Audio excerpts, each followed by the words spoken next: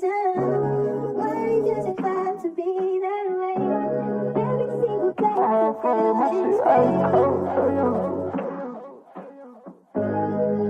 feel My shit ice cold, Trey Young.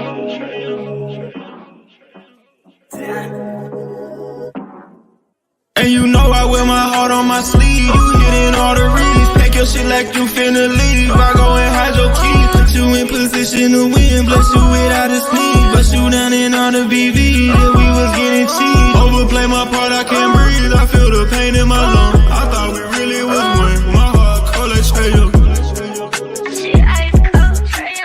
Overplay my part, I can't breathe. I feel the pain in my lungs. I thought we really was one. My heart cold like Trey Young.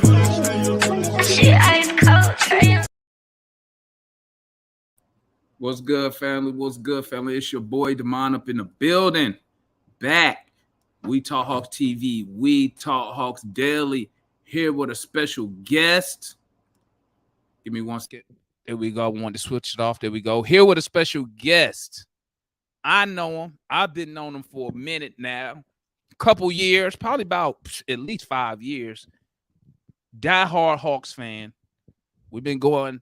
We don't usually go back and forth. We pretty much be agreeing on most of our Hawks takes.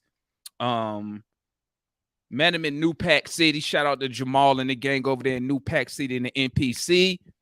My boy, Muggy in the building. And if you didn't know, one of the hottest up-and-coming battle rappers out of the Georgia area. Let's bring my guy on, man. What's good, my guy? What's popping? What's good, man? Appreciate you having me, man.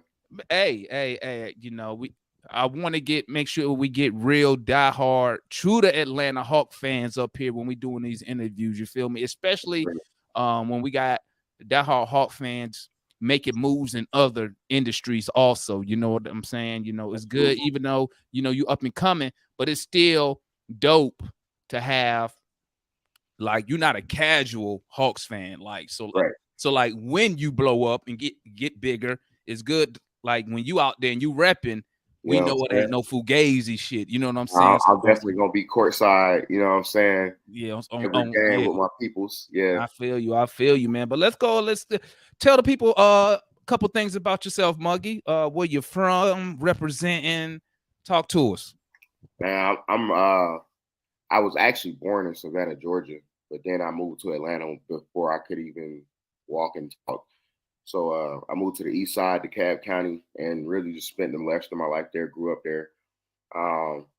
Went to Southwest Cobb High School, played in the marching band, and went on to Jackson State in Mississippi. So Mississippi is like my new second home now. So okay. And y'all didn't know, hey, if y'all didn't know, you know, we follow each other on Facebook. You know, he always be representing for the band all the time, man, going hard. Because I remember when I was posting up there a couple years ago, my son was playing the trombone. You would tap in and be like, "Oh, he out there playing the trombone."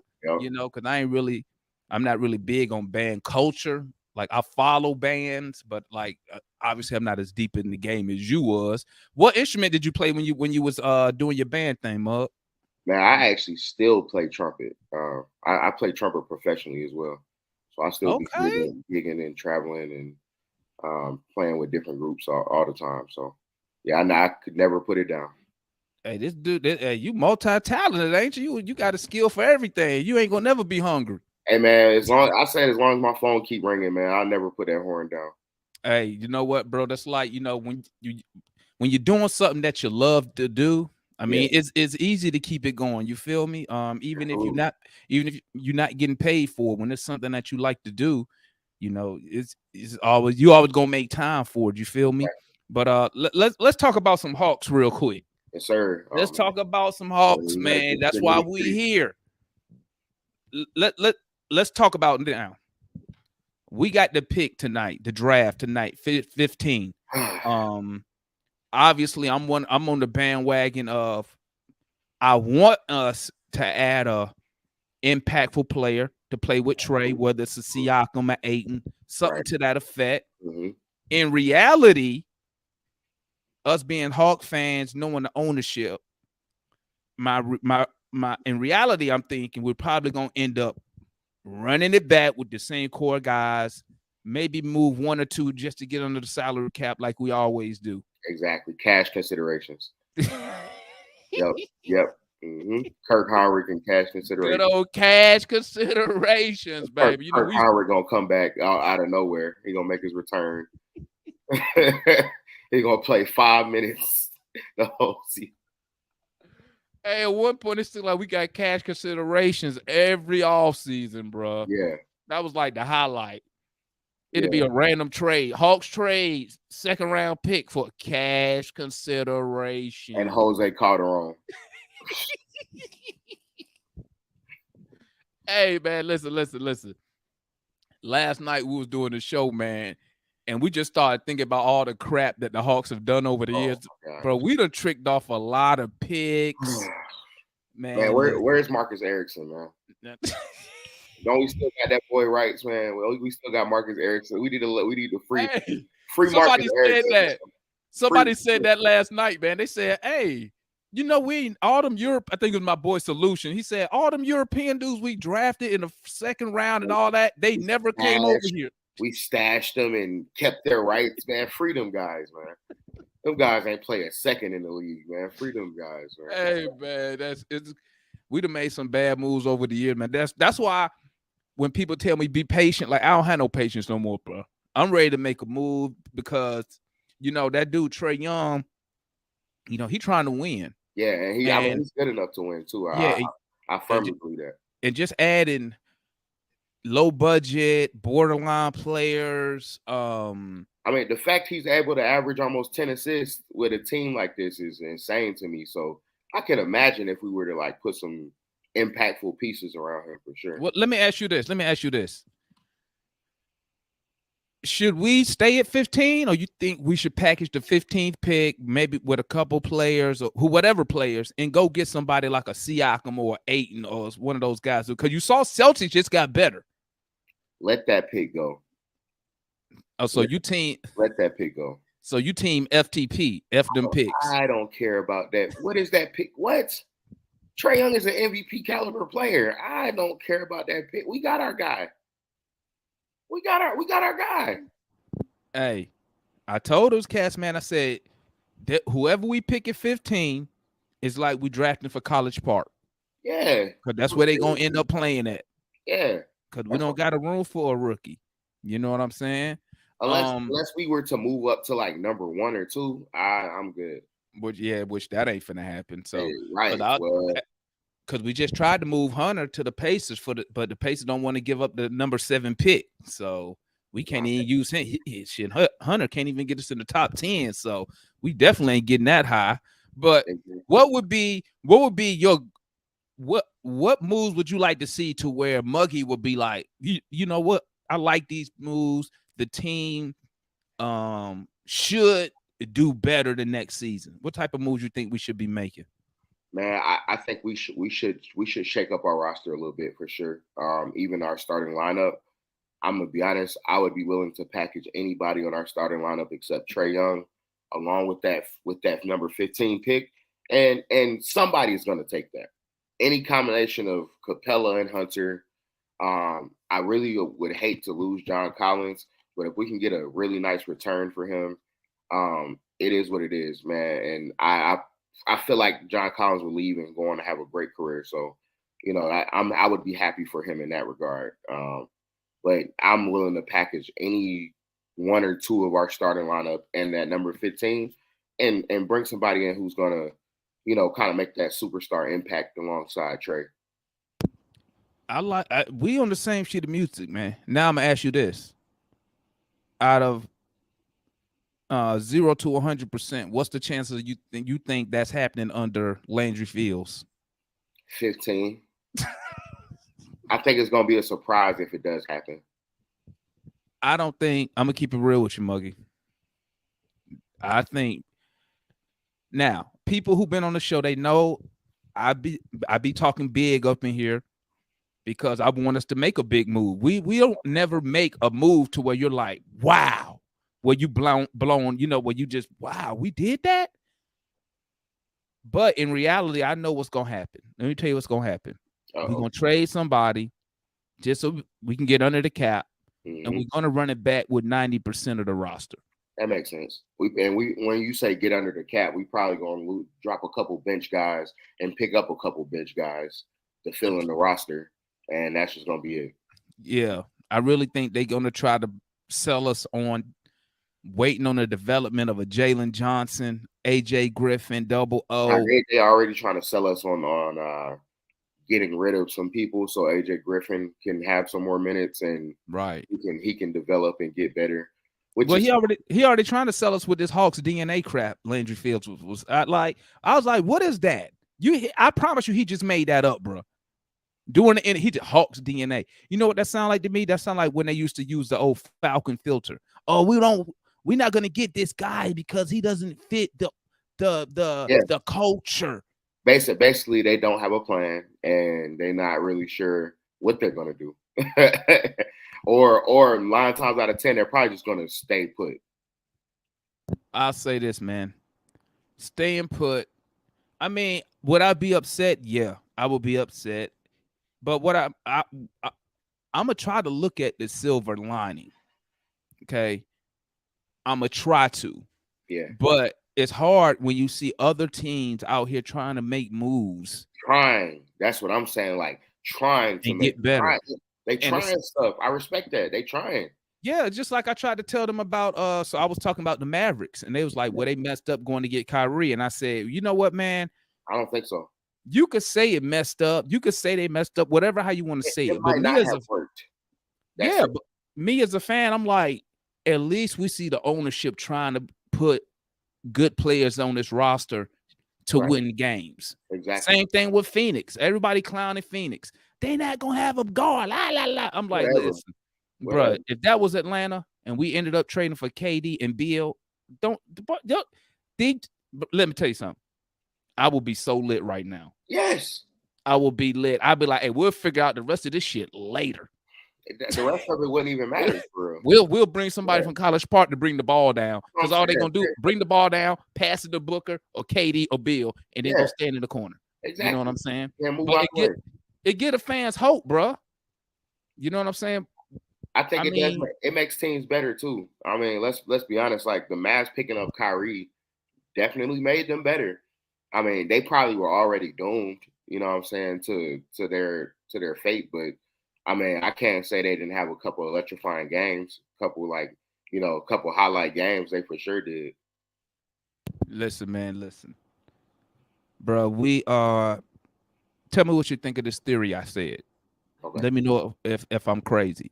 I said you can stand pat and hope these rookies develop. You could stand back and try to trade into the top 10 to go get whoever, Kaysen or Lively or whatever, another rookie. I said, but you mess around and we do 2 more years of this 41 win crap, playing crap, first round elimination. I believe in 2 years, Trae Young is gonna ask for a trade. What you think about that? You think I'm being too what's the word? I'm overreacting, or can you see that happening? I don't think he's gonna ask for a trade, but at the end of his contract, when he's in his prime, I think it could be possible he explores other options. How would you feel about that? Say in his contract, we only made it to the second round one time, and the most games we won was say 45. Would you be upset if he explored other options? It would depend on the state of the team at the time. Personally, I'm a Trae Young fan, and I think he's the guy that's going to get us a ring. So absolutely, I would be hurt just because we know his talent level, and by that time he's probably going to be godly. You know what I'm saying? So I would be like, man, we really had a chance with this guy. So let me word it like this, Mug. Would you be upset with Trae exploring options, or would you be upset with the team, the organization not putting the quality players around him for us to compete for a championship? Definitely, I would for sure put that on the front office. Absolutely, would put that on the front office. I mean, because a guy can only do what's best for him, and he's not even really from Atlanta. So for him to just stick around in the name of, hey man, put on for Atlanta, after a while it starts to like, man, I'm from Oklahoma, bro. Like, you know what I'm saying? Like, It's like, I mean, at that point, he's not Quavo or he's not Gucci or this big Atlanta figure. So I would understand why he would explore options, but the front office got to do something because we don't need to waste his best years here. I wouldn't be mad at him at all. Like I said, me personally, I think he will ask for a trade in 2 years if we're not a championship, if we don't have a championship contending roster. And then, he is signed to Clutch Sports. So, Yeah. I mean, Rich Paul and them boys, they're going to be like, hey, man, if you can't put a winner around him, we just going to go ahead and take our talents, somewhere else where they can put a winner around them. You feel me? Speaking of Rich Paul, how do you feel about Draymond Green? Bruh, I think he going to go, he trying to work away to the Lakers. Because why would he opt out? He know he's not going to get that type of money. I think he opted out of what was it? I don't know. 30. I can't remember what it was. I saw it though. But to me, Draymond Green seemed like he only fit with the Warriors. They built him. They built his entire career. So I mean, that's like if he came to Atlanta, like he's not really spreading the floor like that no more. He's not that guy anywhere else outside of Golden State. Yeah. Now, I could be wrong, and maybe he opted out. Maybe he wanted a longer deal and just going to take less money to stay in Golden State. You know what I'm saying? They say he's exploring options right now, but they've said, he's still like got ties to Golden State. So if he doesn't find anything, he's probably just going to sign a lesser deal with Golden State. Oh, it's going to be something like that. But I'm going to tell you like this. You know where he was at last week? He was with LeBron in France. Well, like the other day. So I mean, they besties. I gotta tip my cap to LeBron. He know how to work. He know how to work the free agents, bro. Come on with our friends. I mean, I'm gonna be honest. Like LeBron next to Draymond, I don't think that's gonna be as cool as what it sounds like. No, but a lot of great players, they're not good at judging. They're not good team builders. You know what I'm saying? That's fair. When you look at LeBron, he hasn't really built a championship team. I give him credit for moving Wiggins to get Love, but when he went to Miami, he didn't build that team. Right. That team was already there for real. Yeah. When he went to the Lakers, he requested Russell Westbrook. You saw how that experiment went. Right. He did win with Anthony Davis, but I think AD was going to LA regardless. Right. Yeah. He wanted to be the man in LA and not in New Orleans. Right. So I mean, we need somebody working the phones on our behalf. Now, I don't know how Trae Young is with other players in the NBA. I've heard multiple reports. Some think he cocky. Some say he. I don't know, but if he can, he need to be on the phones. He got a couple friends in the league.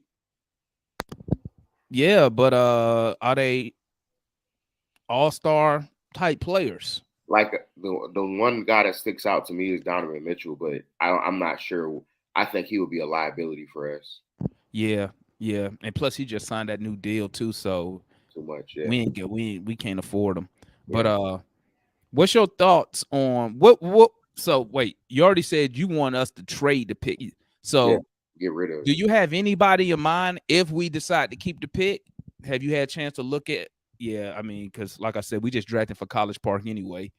So I mean, nah, man, I think we're past that. I think we're past that point. This ain't 2018, 2017 anymore. I think we have our MVP caliber guy. It's time to dig in and figure some stuff out. We got enough young guys on the team. We're good. That's what I'm saying. But you know what? Cats on Twitter telling me to be patient. I'm like, how long? But I've been patient for 36 years. How much time more I got to be patient? It's always the same cycle, man. And Gerald, we just left the Eastern Conference Finals. Like, what are we talking about? That seems so long ago now, man. It was only 2 years ago. It seemed like forever, though. It does. Back-to-back play-ins. I mean, at one point, I was thinking maybe we shouldn't have made the play-in and played our chances with the lottery. Maybe we could have ended up in the top 5. We should have just missed it altogether this year is what I was thinking, too. Heck, I mean, Tony Wrestler. I know Tony Wrestler happy. We sold out. I think every home game except one this year. Nice. So hey, his pockets is good, so Yeah. he wanted us to make the playoffs to get them extra home games. Yeah, So get a couple more in for the season. he made a little bread. But let's pivot a little bit. Let's talk about Muggy Yes, sir. out there, because you were just on RBE, right? Yes, sir. Getting it in. Let's talk about that a little bit. How long you been battle rapping for? Well, Man, first of all, how long you been rapping? Because I know just rapping and battle rapping totally different things. You know what I'm saying? How long you been rapping, and then how long you been in the battle rapping scene? Man, so I actually been rapping since I could read, bro. Like back when I was a kid, my brothers actually were artists as well, and we started this rap group when I was like super young. So like, I was like 6 years old, and my brother was just writing rhymes for me and teaching me how to flow them. So I would just be like, we had a studio in our house, so I would just be in the studio, just reading off the paper, nah, nah, nah, nah, nah, nah, nah, like little kid raps, like But after that, like eventually, more practice, I started writing on my own. Right. And started kind of, learn how to record music and stuff on my own. And eventually, we kind of stopped doing our group thing and kind of went into our own real regular lives. And I just kind of stuck with it ever since then. It's always been fun to me. And on the battle rapping tip, man, I got into that in like 2020 during the pandemic. I was at the house, bored, nothing going on for real. I seen the opportunity to, for new people to come and sign up and go battle somebody. I was like, man, I'm probably better than these guys. Let me just try it. Right. So I tried it, got in there, got good reception, and I just kept going from there. So wait, so say that one more time. So your first actual battle was first live in-person battle was 2020. 2020. What was that at? It was in Atlanta on Gates of the Garden. I battled a guy named Earthquake. He don't even battle no more. Okay. Oh, damn, you sending niggas into retirement, huh? I try. That's my goal. That's my goal. So talk to us, man. So battle rapping. So how do you come up with your schemes? So do you always just keep you always just consistently like writing, coming up with ideas, or do you get an opponent and then say, you know what, this is my opponent, now let me come up with some schemes against this guy? It's actually a good mixture of both. Okay. I try to stay ready, especially with an opportunity like being on RBE. You never know, and I just want to always be prepared and be at my best for this large platform. So I do sometimes I'll just write stuff, and I don't really have no like set way to come up with the stuff. Like I'll just start writing, and it just comes to me. I hate to sound like that. Like it's not really. I don't have any special tips or nothing, but right. I just get, when I get to writing, that's just what happens to come out. And I'll write something, be like, ooh, that's kind of cold, and that just be it for real. Hey, that's dope, man. That's dope. Cause I tried to do my little rap thing way back in the day. Yeah, about 2005, 2006. Yeah. We did a whole mixtape and everything, but I could never get like the battle rap, the way y'all have all that stuff memorized.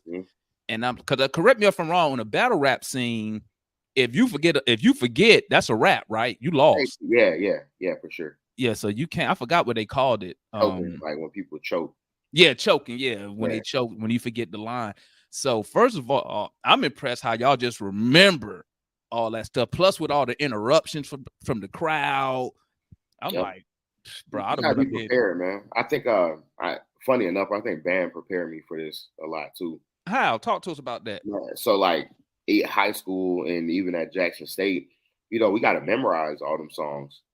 You talking about 30 to 40 songs, sheet music, like, long pages on pages of sheet music, and we're memorizing all that stuff. Sometimes we'll get a song on Monday and got to perform it on Saturday. So we got to hurry up and remember that. Wait. So y'all don't walk when y'all playing, y'all don't have the music on the what? Not at HBCUs. Nope.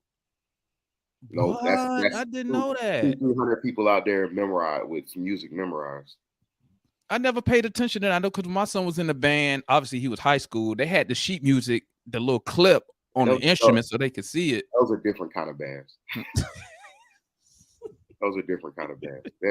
And no knock to them, but that's not our culture in the HBCU world. So that's crazy. So memorizing all that help prep you for memorizing your lyrics for your shows and whatnot. And performing too, like Jackson State, every home game we got 40,000-50,000 people. All eyes on y'all. Yeah, nothing. Look, if we go out there and choke, it's a wrap for us. You know what I'm saying?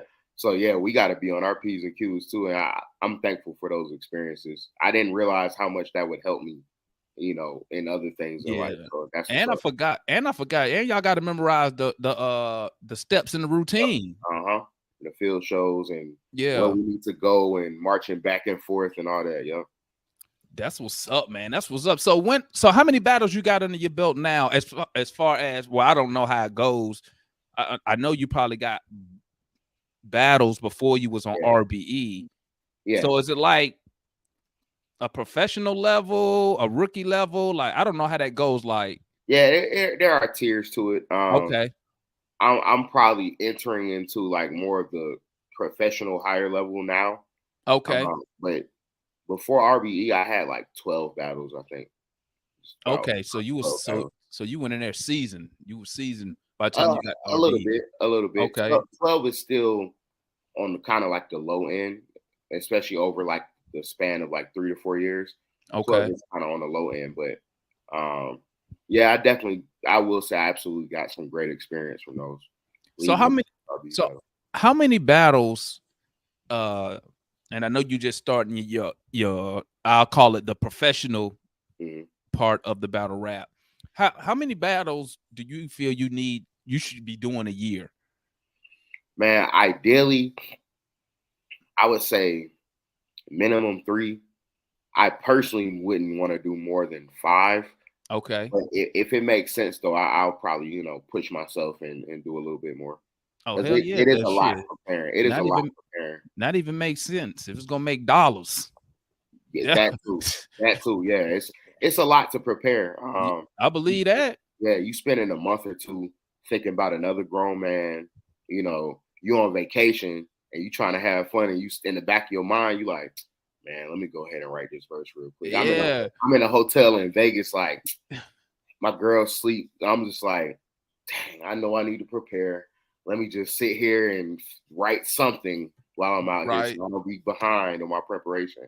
So, and you got to think like if you're doing that like more than 5 times a year, you don't really have too much else going on outside of preparing for a rap battle. Yeah, and I'll tell you this, man, because I did follow battle rap like when it first, I'm almost 50, so like when it first came out, I used to follow it. I used to follow a lot of cats because everybody know I'm from Virginia, so I used to follow cats like I used to follow like Big K. And he on RBE now, and he going crazy. He just battled Murder Mook. Yeah, he cold, bro. He cold. Yeah. But what I learned is, I said all that just to say this when you was talking about preparation. Them battle rap fans, especially like when I go through comments, hey, you can't repeat no lines. It's like them battle rap fans, it's like they memorize all y'all stuff. Cause they be like, nah, this what Buddy said 2 years ago. You steal it. I'm like, damn, you gotta be original. It's a lot, man. And you really gotta push yourself. It's a lot for sure. It's funny you say you from Virginia. That battle was in Hampton, Virginia. Oh, for real? Yeah, and I actually got to go back to Hampton, Virginia next weekend for my second RBE battle. Oh man, I wish I was in Virginia. I'm from Portsmouth, so I'm just across the water from Hampton. Okay, yeah, that's what's up. Yeah, I just take 264, the 264 tunnel. Yeah, I'll be right in the peninsula, Hampton, Newport News, and like where I stay at in Portsmouth. That's like 15 minutes. I can just take the back way. Woo, woo, woo. That's what's up, though. Yeah. I didn't know. Is RBE based out of Virginia or something? Not really. Oh, they just picked the venue there. I think for this, they're doing this intake process right now. And so the intake process for the new people coming into RBE is in Virginia. Oh, I remember. Because now that I think about it, see, you bringing up some old memories now, Mug. What was the other rap battle spot called? The first one, Smack. Was it Smack? Yeah, Smack. When they used to have, oh, so you in what they call Smack used to call the proving grounds, Right. Yeah. Cause that's when I first saw Big K on the proving Yep. ground. Yep. I'm tracking now. I'm tracking. Yeah. Damn. So You yeah, got me over right here. now I'm in my process. So You got me over here feeling old. That's got to be that 10, 15 years ago. wasn't that long ago. It wasn't. Okay. At least 10. No, that's 10 years ago. Easy. Okay. Yeah. Because I know they 2013. had that tournament. They had that tournament in 2016 with T Top and Saga and all them, where those guys came in at. Bet. But that's what's up, man. So you say your next one, your next battle's next week. Gonna tell us about it, man. Gonna promote that, bro. Yeah, man. So I'm battling a guy named Stackboy Chuck. He's dead. But it's next Saturday, July 1st at Charm Lounge in Hampton, Virginia. And look, I'm here to just show consistency. Like I'm really that guy. Like the clips you see on Twitter, that's me every go round. And I'm just at this point, I'm just happy to be able to display that on a large platform. But tickets are $40 per day. It's a 2-day event. Facts. So I got to break this down. It's a lot. It's really intense. 46 battlers will be battling on next weekend.